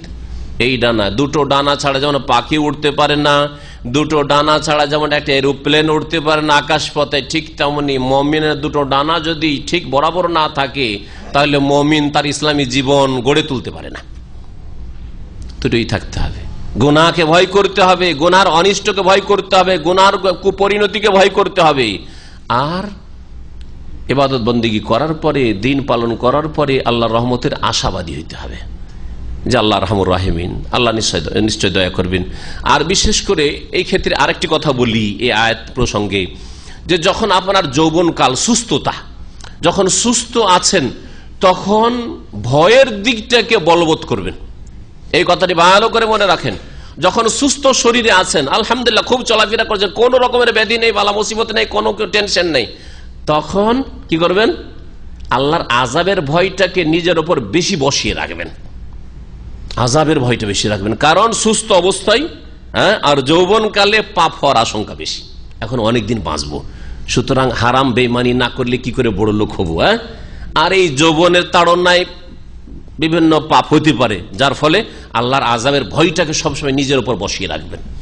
আর যখন মৃত্যু মুখে পৌঁছে যাচ্ছেন, আপনি বার্ধক্য চলে এসছে, অথবা একবারে বিছানা ধরে নিয়েছেন, আর এই চিকিৎসা আমার হবে কি হবে না, ভালো হব কি হবে না, রোগ আমার উপশম হবে কি হবে না, যখন এইরকম অবস্থা হয়ে যাবে তখন আর ভালো করে ইবাদত বন্দি করতে পারছেন না, আল্লাহকে ভালো করে ডাকতে পারছেন না, শুয়ে শুয়ে নামাজ পড়তে হচ্ছে, তাহাজ্জুদ চাইলো তাহাজ্জুদ আর পড়তে পারছেন না, নফল রোজা রাখতে পারছেন না, ইত্যাদি ইত্যাদি। সেই সময় আল্লাহ পাকের রহমতের দিকটাকে বেশি বলবৎ করতে আপনার উপর, নিরাশ হবেন না। তাহলে আল্লাহ গফুর রহিম, যা করেছি করেছি, আল্লাহ যা ভুল হয়েছে আল্লাহ তুমি মাফ করে দাও, আর তোমার রহমত ছাড়া আর কোনো নাজাত হইতে পারে না, সময় আমার হয়তো শেষ হয়ে আসছে, আল্লাহ আমাকে তুমি মাফ করে দাও। বুঝতে পারছেন? যখন সুস্থ থাকবেন কোনটা আপনার বেশি প্রাধান্য পাবে? ভয়, আল্লাহর আযাবের ভয়টা প্রাধান্য পাবে। আর যখন আপনি অসুস্থ হবেন বা আপনার মৃত্যুর মুখে পৌঁছে যাচ্ছেন, আপনার বার্ধক্য চলে আসছে, বার্ধক্য না আসলেও মত আসতে পারে, তো যখনই দেখবেন আপনার মধ্যে কঠিন ব্যাধি হয়ে গেছে, যে ব্যাধিগুলোতে যে কোনো সময় মারা যেতে পারেন, তখন আপনি বেশি বেশি আল্লাহর রহমতের আশাবাদী হবেন।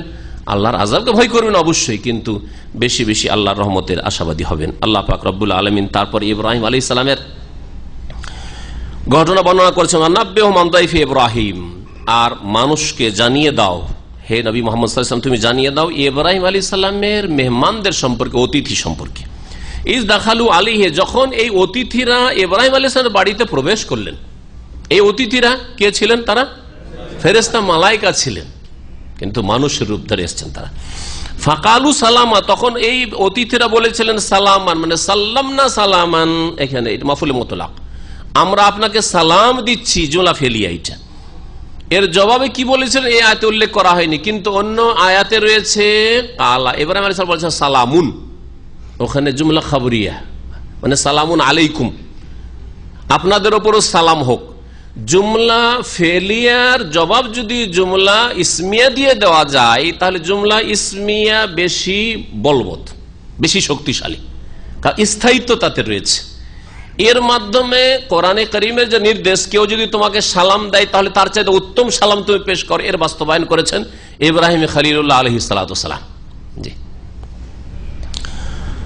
কালা ইন্না মিনকুম ওয়াজিলুন, ইব্রাহিম আলাইহিস সালাম সালামের জবাব দেওয়ার পরে বললেন, আমরা আপনাদের থেকে ভীত সন্ত্রস্ত, ভয়ভীত, শঙ্কিত, আপনাদেরকে দেখে ভয় লাগছে। আগন্তুক মানুষ, কি উদ্দেশ্যে এসছেন?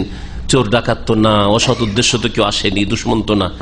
কালু, তখন ফেরেশতারা বললেন, লা তাউজাল, ভয় করেন না ইব্রাহিম, ইন্না নুবাশশিরুকা বিগুলামিন আলিম, আমরা আসলে কোনো মানুষ না, আমরা ফেরেশতা, এবং আপনাকে সুসংবাদ দিচ্ছি আমরা বিগুলামিন আলিম, একজন জ্ঞানী বালকের। গোলাম মানে বালক, আর আলিম মানে জ্ঞানী। এখানে সুসংবাদ দেওয়া হয়েছে কোন বালকের? ইসহাক।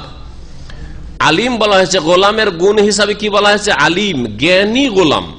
এই আয়াতে জ্ঞানী গোলাম বলা হয়েছে সূরা হিজরে। এখানে ইসহাক আলাইহিস সালাম, যার জন্ম ইব্রাহিম আলাইহিস সালামের স্ত্রী, কোন স্ত্রীর পেট থেকে?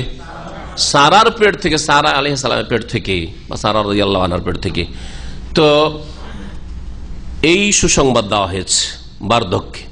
আর হাজারের পেট থেকে ইসমাইল আলাইহিস সালাম যে পয়দা হয়েছিলেন, তার সুসংবাদ বার্ধক্য দেওয়া হয়েছিল ইব্রাহিম আলাইহিস সালামকে। সেখানে সূরা সাফফাতে বলা হয়েছে, ওয়াকালা ইন্নী যাহিবুন ইলা রাব্বি সাইয়্যিদ রাব্বি হাব লি মিনাস সালিহিন ফাবাশশারনাহু বিগুলামিন হালিম, ধৈর্যশীল বালকের সুসংবাদ আমি আল্লাহ দিলাম। ধৈর্যশীল ওখানে বলা হয়েছে, তিনিও জ্ঞানী ছিলেন, যেমন ইসহাক আলাইহিস সালামও ধৈর্যশীল ছিলেন, কিন্তু এক একজন এক একটা সাবজেক্টে স্পেশালিস্ট থাকেন, ঠিক না? ইসমাইল আলাইহিস সালামের কোরবানি জবাইয়ের ক্ষেত্রে ধৈর্য তার ফুটে উঠেছে, সেই জন্য অগ্রিম আল্লাহ সুসংবাদ দিচ্ছেন, এমন ছেলের সুসংবাদ দিচ্ছি যেই ছেলে বড়ই ধৈর্যশীল হবে। আল্লাহর রাস্তায় কোরবানির হুকুম হবে, বলবে আব্বা প্রস্তুত আছি, ইফআল মা তুমার, যা নির্দেশ হয়েছে করে ফেলুন আপনি, সাতাজিদুনি ইনশাআল্লাহ মিনাস সাবিরিন, ধৈর্যশীল অবশ্যই আমাকে পাবেন আপনি, কোনো চিন্তা করিয়েন না, আমার কোনো দ্বিধাদ্বন্দ্ব নেই।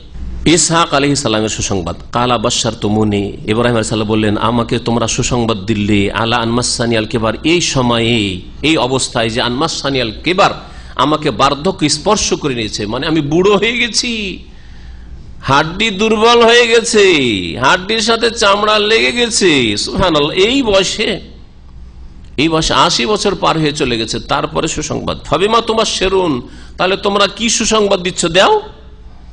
কালু বাশশারনাকা বিল হক, আমরা আপনাকে সুসংবাদ দিচ্ছি সত্যি সত্যি, বিল হক। ফালা তাকুম মিনাল কানিতিন, সুতরাং আপনি নিরাশদের অন্তর্ভুক্ত হয়েন না, নিরাশ হয়েন না। 80-90 বয়স হলে কি হবে? আল্লাহ পাক দেন, আল্লাহ যে কোনো সময় দিতে পারেন, যে কোনো অবস্থায় আল্লাহ পাক রব্বুল আলামিন দিতে পারেন, আপনি নিরাশ হয়েন না। কালা, তখন ইব্রাহিম আলাইহিস সালামের ঈমান যেমন তেমন ঈমান না, তিনি বলছেন আপনি কথা বুঝবেন না যে আমি আল্লাহর রহমত থেকে নিরাশ, তবে এটা তো বয়স আছে সেজন্য বলছি, আর আল্লাহ ইচ্ছা করলে আল্লাহর রহমত যে কোনো সময় আল্লাহ পাক দিতে পারেন, তাই বলছেন ওমাই ইয়াকনুত মির রাহমাতি রাব্বিহি ইল্লা দাল্লুন, রবের রহমত থেকে, রবের অনুগ্রহ থেকে, দয়া থেকে নিরাশ হয় না, একমাত্র কারা নিরাশ হয়? ইল্লা দাল্লুন, একমাত্র পথভ্রষ্টরা, আর আমি তো পথভ্রষ্ট নই, সুতরাং আল্লাহর রহমত থেকে আমি নিরাশ নই। তবে এই জন্য আশ্চর্য হচ্ছে, এটা আশ্চর্য প্রকাশ করছি যে এই বয়সে আমার ছেলে মেয়ে হবে, হ্যাঁ, গর্ভধারণের শারীরিকভাবে আমার স্ত্রীর হয়তো ক্ষমতা নেই, কি করে হতে পারে? পুরুষদের ক্ষেত্রে অনেক সময় হয়ে যেতে পারে, কিন্তু নারীদের ক্ষেত্রে 40-45 হলে, আর সাধারণত 50-এর পরে তো গর্ভধারণের কোনো ক্ষমতাই থাকে না, আয়েসা হয়ে যায়, মাসিক বন্ধ হয়ে যায়, গর্ভধারণের সাধারণত ক্ষমতা থাকে না। আল্লাহ পাক রব্বুল আলামিন বলছেন কালা, ইব্রাহিম আলাইহিস সালাম বললেন তারপরে ফামা খাতবুকুম আইয়ুহাল মুরসাল। ইব্রাহিম আলাইহিস সালাম তাদের আবভাবে বুঝতে পারলেন যে আমাকে শুধু সুসংবাদ দিতে আসেনি, আরো কিছু কাজে এসছে। এই অবস্থা বুঝে আবার জিজ্ঞেস করলেন। কালা, ইব্রাহিম আলাইহিস সালাম বললেন ফামা খাতবুকুম আইয়ুহাল মুরসাল, হে প্রেরিত ফেরেশতারা। মুরসাল এর বহু বচন হচ্ছে মুরসালুন। হে প্রেরিত ফেরেশতারা, মালায়েকারা, তোমাদের খবরটা কি, তোমাদের ব্যাপার স্যাপার কি, কি উদ্দেশ্যে তোমরা আগমন করেছো, তোমাদের আগমনের উদ্দেশ্য কি? খাতবকুম মানে শানকুম, মা শানকুম, বালকুম মা বালকুম, হ্যাঁ, মা হালকুম মা খাবারকুম, একই অর্থ। এগুলি হচ্ছে প্রতিশব্দ, কাছাকাছি শব্দ। আপনাদের কি অবস্থা মানে কি উদ্দেশ্যে আগমন হয়েছে আপনাদের বলুন। কালু, তখন ফেরেশতারা বলে ইন্না উরসিলনা ইলা কওমিন মুজরিমিন, আমাদেরকে প্রেরণ করা হয়েছে এমন এক জাতির উদ্দেশ্যে যে জাতি হচ্ছে বড় অপরাধী। অপরাধী জাতির উদ্দেশ্যে আমরা প্রেরিত হয়েছি। ইল্লা আলা লুতিন, এই অপরাধী জাতি কোন জাতি? লুত আলাইহিস সালামের বংশধর, সাদ্দুম এলাকায়, সাদ্দুম গ্রামে বসবাস করত। এরা সমকামিতার পাপ আদম সন্তানের মধ্যে প্রথম শুরু করে, পুরুষে পুরুষে কুকাজ করা, বায়ুপথে, এটা প্রথম শুরু করে এই লুত আলাইহিস সালামের বদ প্রকৃতি জাতি, যাদের প্রকৃতি নষ্ট হয়ে গেছিল। আর এটাকে অনেক দেশে বৈধতা দেওয়া হয়েছে। আল্লাহ পাকের অভিশাপ হোক এদের ওপর, যেমন অভিশাপ হয়েছে লুত আলাইহিস সালামের জাতির ওপর। আল্লাহ পাক রব্বুল আলামিন এদেরকে মুজরিম বলেছেন, বড়ই অপরাধী। তবে ওখানে যে লুত আলাইহিস সালাম রয়েছেন আর তার মেয়েরা যে মোমেনা রয়েছে, তার ছেলে সন্তান ছিল না, মেয়েরা রয়েছে, ওদেরকে পরিত্রাণ দেব। ফেরেশতারা আগেই বলছেন ইল্লা, তবে আলা লুত, লুত আলাইহিস সালামের বংশধর মানে পরিবার বর্গ, ইন্না লা মুনাজ্জুহুম আজমাইন, তাদের সকলকে অবশ্যই আমরা মুক্তি দেব, রেহাই দেব, তাদেরকে আগেই গ্রাম থেকে বের করে দেব আমরা। ইল্লা ইমরাতাহু, তবে তার স্ত্রী, তার পরিবার মানে এই কথা ভাববে না যে তার স্ত্রী, কারণ তার স্ত্রী কাফেরা ছিল, তার স্ত্রী কুকাজে কোনো সহযোগিতা করত না, কিন্তু সে ছিল কাফেরা, বদচরিত্র, কোন নবীর স্ত্রী ছিলেন না। তবে অনেক নবীর স্ত্রী কাফেরা ছিলেন, কুফরি ছিল। এইভাবে আল্লাহ পাক ওইসব নবীকে পরীক্ষা করে, যেমন নূহ আলাইহিস সালামের স্ত্রী কাফেরা, এইরকম লুত আলাইহিস সালামের স্ত্রী কাফেরা, অস্বীকার করেছে, কিন্তু তারা চরিত্রহীনা ছিল না। কারণ আল্লাহ বলছেন আল খাবিসাতু লিল খাবিসিন, খবিস নোংরা মহিলা নোংরা পুরুষের জন্য। যখন পাক পবিত্র এই নবীগণ, তাদের জন্য আল্লাহ কি করে চারিত্রিক দিক থেকে চরিত্র নষ্ট মহিলাকে আল্লাহ চয়ন করতে পারেন, সেই জন্য তারা চরিত্র নষ্ট মহিলা এইরকম ছিল না, কিন্তু কুফরির বদ প্রকৃতি তাদের ছিল, কাফেরদের সাথে তারা সহযোগিতা করত, তাদেরকে ধ্বংস করা হয়েছে। ইল্লা ইমরাতাহু, তবে লুত আলাইহিস সালামের স্ত্রী কাদ্দারনা, আমরা স্থির করেছি, ফেরেশতারা আমরা স্থির করেছি, আমরা সিদ্ধান্ত নিয়েছি কি আল্লাহর পক্ষ থেকে, ইন্নাহা লামিনাল গাবিরিন, যে তার স্ত্রী অবশ্যই যারা অবশিষ্ট থাকবে ধ্বংস হওয়ার জন্য তাদের দলভুক্ত হবে। গাবিরিন মানে বাকিন। ফালাম্মা জা আলা লুতিনিল মুরসালুন, তারপরে লুত আলাইহিস সালামের পরিবারের কাছে যখন এই প্রেরিত দূতগণ ফেরেশতারা আগমন করলো, কালা, তখন লুত আলাইহিস সালাম বললেন ইন্নাকুম কওমুম মুনকারুন, তোমরা তো ওয়াজানা, অপরিচিত ব্যক্তিগো, তোমাদেরকে কাউকে চিনছি না।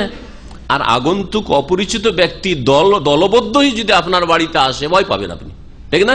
জানি না কি উদ্দেশ্যে এসছে, আরে এরা ডাকাত দল না, এরা সিআইডি দল না, এরা কোন দল এসে গোয়েন্দা না কোন বালা মুসিবত যে আসলো রে বাবা রে, তাই না? ভয় লাগবে। আল্লাহ পাক রব্বুল আলামিন বলছেন কালু, তখন ফেরেশতারা বললেন বল যে এনাকা বিমা কানু ফিহি ইয়ামতারুন, হে লূত, তোমার কাছে এমন কিছু নিয়ে এসেছি আযাব, যে সম্পর্কে এই জাতিরা সন্দিহান ছিল। ইয়ামতারুন মানে ইয়াশুক্কুন, সন্দেহ করতে, আল্লাহর আযাব কই, আল্লাহর আযাব কখন আসবে, আসবে না, এই যে সন্দেহ করতে, ওই সন্দেহের আযাব নিয়ে এসেছি। হ্যাঁ, আর এদের সন্দেহ আজকে দূর করে দেবো। আতাইনাকা বিল হক, আর তোমার কাছে নিয়ে এসেছি সত্যি সত্যি আযাব, সত্যি সত্যি শাস্তি। এখানে হক মানে আযাব বলা হয়েছে। ওয়া ইন্না লাসাদিকুন, আর আমরা হচ্ছি সত্যবাদী, কথাও সত্য বলছি। ফাআসরি বিআহলিকা বিকিতইম মিনাল লাইল, সুতরাং হে লূত, তুমি রাতের শেষ অংশেই নিজের বাড়ি থেকে, শহর থেকে বেরিয়ে পড়া নিজ পরিবারকে নিয়ে। ওয়াত্তাবি আদবারহুম, আর তাদের পেছনে পেছনে তুমি থাকো, ওদেরকে আগে আগে রাখবে, তোমার মেয়েদের কিংবা পরিবারে যারা মোমেনাত রয়েছে, আর তুমি পিছনে থাকবে, যাতে করে কেউ দুর্বল অসহায় কেউ ছুটে না যায়। বা পিছনে থাকলো আর ওইদিকে উল্টো দিকে তাকিয়ে দেখছে কিভাবে আল্লাহর আযাব নেমে আসছে, না, খবরদার না, আগে আগে ওরা চলবে আর তুমি পিছনে পিছনে সবগুলিকে নিয়ে যাবে। নবী করিম সাল্লাল্লাহু আলাইহি ওয়াসাল্লাম জিহাদের সফরে যখন যেতেন, জিহাদের ময়দানে, তখন এইভাবে তিনি সাকাই মানে পিছনে থাকতেন, 5 ভাগ করতেন সেনাদলকে, আর মুকদ্দমা, মাইমানা, মাইসারা আর কালব মাঝখানে, মিডিলে, আর তারপর সাকা পিছনে। পিছনে যে দলটি থাকতো সেই দলের একেবারে পিছনে রাসূলুল্লাহ সাল্লাল্লাহু আলাইহি ওয়াসাল্লাম থাকতেন, যাতে কোনো দুর্বল, অসহায়, কারো সওয়ারি অচল হয়ে গেছে, কেউ চলতে পারে না, কেউ রোগী হয়ে পড়ে গেছে, এরকম কেউ না থেকে যায়, সবাইকে নিয়ে তারপরে পেছনে তিনি যেতেন। জি, পেছন থেকে কমান্ড করতেন। যুদ্ধের ময়দানে যুদ্ধ যখন শুরু হয়ে যেত, নবী করিম সাল্লাল্লাহু আলাইহি ওয়াসাল্লাম প্রয়োজনে আগে বেড়ে যেতেন, কিন্তু যখন সফর অবস্থায় থাকতেন তখন পিছন দিকে থাকতেন। তারপরে আল্লাহ পাক ইরশাদ করছেন যে ফেরেশতারা কি বললেন, বলছেন যে ওয়াত্তাবি আদবারহুম, তাদের পিছনে পিছনে তুমি চলবে, ওয়ালা ইয়ালতাফিত মিনকুম আহাদ, তোমাদের মধ্যে কেউ যেন পেছন দিকে ফিরে না দেখে, এইভাবে ফিরে না দেখে যে একটু দেখি কি হচ্ছে না হচ্ছে, আমাদেরকে তো বেরিয়ে যেতে বলা হয়েছে, কিভাবে আল্লাহর আযাব, আসমানি আযাব নাযিল হচ্ছে, একটু দেখি তো, না, খবরদার তোমরা দেখবে না কিন্তু আযাবের দিকে। ওয়ামদু হাইসু তুমারুন, আর যেখানেই তোমাদের নির্দেশ হয় সেদিকেই তোমরা চলতে থাকো। এই আয়াত সম্পর্কে তাফসীর ইবনে কাসির বলছেন যে তাহলে বোঝা যাচ্ছে তাদের সাথে আল্লাহর কোন ফেরেশতা ছিলেন, আর বলছেন যে এইদিকে চলো, এইদিকে চলো, ওইদিকে চলো, যেদিকে যেতে বলা হবে সেদিকে চলতে থাকো, তোমরা যেই দিকে যেতে আদিষ্ট হবে সেই দিকে তোমরা ওয়ামদু চলতে থাকো। ওয়া কাযাইনা ইলাইহি যালিকাল আমরা আন্না দাবিরা হাউলাই মাকতুন মুসবিহিন, আর তাদের জন্য আল্লাহ পাক বলছে আমি চূড়ান্ত ফয়সালা করেছিলাম এই বিষয়ের যে আন্না দাবিরা হাউলাই, এদের লেজ, দাবের বলা হয় পেছনকে, দবর পেছনকে বলা হয়, তো এই জাতির লেজ কেটে দেওয়া হবে। লেজ মানে এখানে মূল বুঝানো হয়েছে, আন্না দাবের হাওলায় মাকতুন মুসবিহিন, ভোর হতে হতে ভোরে ভোরেই এই জাতির লেজ কেটে দেওয়া হবে, মূলকে ধ্বংস করে দেওয়া হবে, মানে এই জাতির জনপদের মূল থেকে ধ্বংস করে দেওয়া হবে।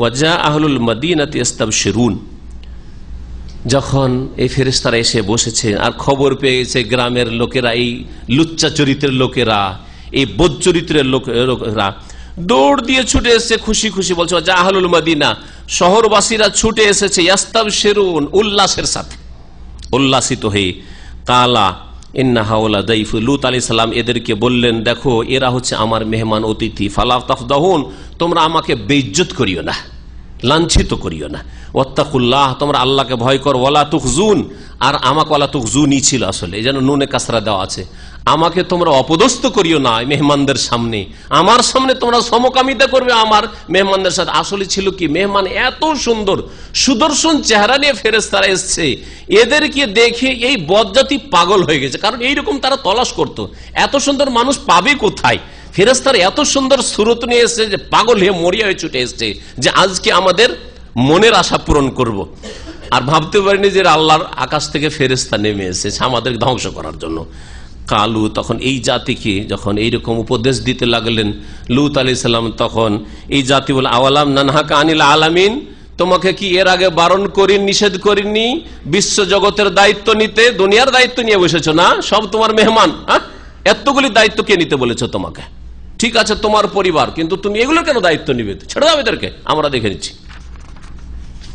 যেমন আমাদের বাক ভঙ্গিমা বলি না, দুনিয়ার দায়িত্ব নিয়ে বসেছেন, তাই না? তো ওই রকম ঠিক ওই ভাষাতেই এই কাফের আর এই বদ চরিত্রের লোকেরা লূত আলাইহিস সালামকে সম্বোধন করেছিল। কালা হাওলা বানাতে, লূত আলাইহিস সালাম বলেছিলেন দেখো তোমাদের যদি যৌন ক্ষুধা পূরণ করতে হয় তো আমার এই মেয়েরা রয়েছে, আমার মেয়ে মানে নিজের মেয়ে না, প্রত্যেক নবী ওই জাতির পিতা সমতুল্য, সেজন্য বলেছে এইগুলি আমার মেয়ে। এই যে তোমাদের গ্রামে গঞ্জে শহরে মেয়েরা রয়েছে, যুবতী, তোমাদের ঘরে যারা বিবাহিত, তোমাদের ঘরে যারা রয়েছে এগুলো আমার মেয়ে, আর যারা অবিবাহিত তারা বিবাহ করে নাও।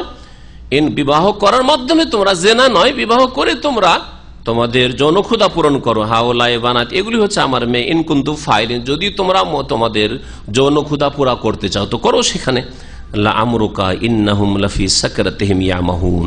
আল্লাহ পাক রব্বুল আলামিন এই আয়াতে প্রিয় নবী মুহাম্মদ রাসূলুল্লাহ সাল্লাল্লাহু আলাইহি সাল্লামের আয়ুর কসম করেছেন, জীবনের কসম করেছেন। আমর মানে উমর, বয়স, উমর মানে বয়স হয়, আর আমরুন মানে বয়স হয়। লাআমরুকা, হে নবী মুহাম্মদ তোমার আয়ুর শপথ করছি, তোমার বয়সের শপথ করছি, ইন্নাহুম লাফি সাকরাতিহিম ইয়ামাহুন, নিঃসন্দেহে এরা তাদের নেশায় উদ্ভ্রান্ত হয়ে ঘুরে বেড়াচ্ছিল। শাব্দিক অর্থ উদ্ভ্রান্ত হওয়া, আমেহা ইয়ামাহুন ইয়ামাহুন, ইন্নাহুম লাফি সাকরাতিহিম, এরা তাদের নেশায়, এই যে নিশার মতো যারা সমকামিতা লিপ্ত হয়, স্ত্রীকে ছেড়ে দিয়ে ওদের ওইটাই মজা লাগে। এক শ্রেণীর কমিনা বদ চরিত্র আছে, 5 স্টার হোটেলে গিয়ে মেয়েদের জেনা করবে না, ওই সমকামিত যুবক ছেলে চায়। এই জন্য যুবক ছেলেদেরকে পাচার করা হচ্ছে আজকাল বিভিন্ন দেশ থেকে, গরিব দেশগুলি থেকে। ইন্নাহুম লাফি সাকরাত, এরা তাদের নেশায়, এই সমকামিতার নেশায় ইয়ামাহুন, ডুবে রয়েছে। ফাখাযাতহুমুস সাইহাতু মুশরিকিন, তাদেরকে বিকট শব্দ পকড়াও করলো ভোরে ভোরে সূর্য ওঠার সাথে সাথে। সূর্য উদয়ের সাথে, আশরাকা মানে সূর্য উঠা, সূর্য উদয়ের সাথে সাথে প্রথম আযাব, 3 আযাব দিয়ে আল্লাহ ধ্বংস করেছে। এক আযাব হচ্ছে আস-সাইহা, বিকট শব্দ তাদের আঘাত হানলো। ফাজআলনা আলিয়াহা সাফিলাহা, অতঃপর তাদের ওপরের জমিনটাকে নিচে করে দিলাম। জমিনটাকে ফেরেশতা জিবরাইল আলাইহিস সালাম উঠিয়ে আকাশের দিকে নিয়ে গিয়ে আবার সবকিছু সব উল্টে পাল্টে রেখে দিলেন আল্লাহ পাক রব্বুল আলামিন তার ফেরেশতাকে দিয়ে। এই দ্বিতীয় আযাব, ওয়া আমতারনা আলাইহিম হিজারাতাম মিন সিজিল, আর তাদের উপর বর্ষণ করলাম, মাতার মানে বৃষ্টি। কিসের বৃষ্টি বর্ষণ হয়েছিল? হিজারাতাম মিন সিজিল, ঝামার পাথরের। হেজারা মানে পাথর হয়, আর সিজিল বলা হয় পোড়া মাটি। পোড়া মাটিকে সিজিল বলা হয়। তো পোড়া মাটি যেটা বেশি পোড়ার কারণে ঝামা হয়ে যায়, বুঝলেন তো, জামা। তো ওই ঝামা পাথর বর্ষণ করে তাদেরকে ধ্বংস করেছিলাম। তাহলে সেই জমিনকে উল্টিয়ে দেওয়া হয়েছে, তাদের উপর পাথরও বর্ষণ করা হয়েছে, তাদের বিকট শব্দের আযাব দিয়ে তাদের কানের পর্দা ফাটিয়ে দেওয়া হয়েছে। এইভাবে 3 আযাব দিয়েছেন। এমন মর্মান্তিক ভাবে কোন জাতিকে আল্লাহ ধ্বংস করে একটি আযাব দিয়ে ধ্বংস করেছেন, কিন্তু এই জাতিকে আল্লাহ 3 আযাব দিয়ে ধ্বংস করেছেন। ইন্না ফি যালিকা লাআয়াত, নিঃসন্দেহে এতে বহু শিক্ষণীয় বিষয় রয়েছে, নিদর্শন রয়েছে। লিল মুতাওয়াসসিমিন, চিন্তাশীলদের জন্য বা সূক্ষ্মদর্শীদের জন্য, জ্ঞানীদের জন্য। ওয়া ইন্নাহা লাবিসাবিলি মুকিম, আর নিঃসন্দেহে এই জনপদ সাদ্দুম গ্রামটি লাবিসাবিলি মুকিম, চলাচল পথে অবস্থিত। মক্কার লোকদেরকে উপদেশ দেওয়া হচ্ছে, দেখো তোমরা যখন শাম দেশের দিকে যাও তখন জর্ডন দিয়ে যে তোমরা যাও, সেই রাস্তাতে তোমাদের রাস্তার পাশেই কিন্তু এই এলাকাটি পড়ে, মৃত সাগর পড়ে। মৃত সাগরের কিনারা দিয়ে মৃত সাগরে পরিণত হয়েছে এই সাদ্দুম এলাকাটি। এই এলাকা দিয়ে তোমরা যাও আর রাত দিন তোমরা দেখতে পাও, সেখান থেকে তোমরা কিছু উপদেশ গ্রহণ করলে না, কিছু শিখলে না, যে সেই আযাব তোমাদের উপর আসতে পারে যদি শেষ রাসূল মুহাম্মদ সাল্লাল্লাহু আলাইহি ওয়াসাল্লামের সাথে এরকম বদ আচরণ করো। ইন্না ফি যালিকা লাআয়াতাল লিল মুমিন, নিঃসন্দেহে এতে শিক্ষণীয় বিষয় রয়েছে বিশ্বাসীদের জন্য। এখানে আমাদের তাফসীর শেষ করলাম। আল্লাহ পাক রব্বুল আলামিন যেন আমাদের দ্বীন শিখার তৌফিক দান করেন, কোরআন কারীমের জ্ঞান অর্জন করার তৌফিক দান করেন, কোরআন এবং হাদিস মোতাবেক চলার যেন তৌফিক দান করেন। আল্লাহ পাক রব্বুল সমস্ত রকমের পাপ থেকে আমাদের বেঁচে থাকার যেন তৌফিক দান করেন। আল্লাহ পাক রব্বুল আলামিন আমাদের জান্নাতুল ফিরদৌস যেন দান করেন। সুবহান রাব্বিকা রাব্বিল ইজ্জাতি আম্মা ইয়াসিফুন ওয়া সালামুন আলাল মুরসালিন ওয়াল হামদুলিল্লাহি রাব্বিল আলামিন।